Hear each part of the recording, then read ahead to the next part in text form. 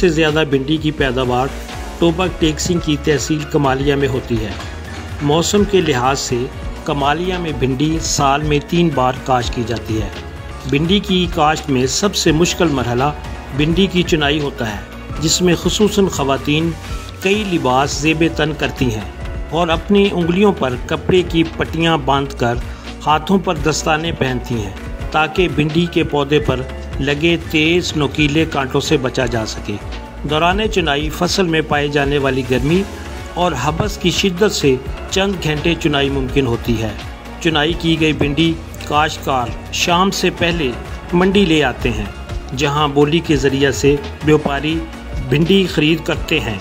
منڈی سے بھنڈی کو برف کے چھوٹے بڑے بلاک کے ساتھ ٹرک اور مزدوں میں لوڈ کیا جاتا ہے تاکہ بھنڈی راستہ میں خراب نہ ہو۔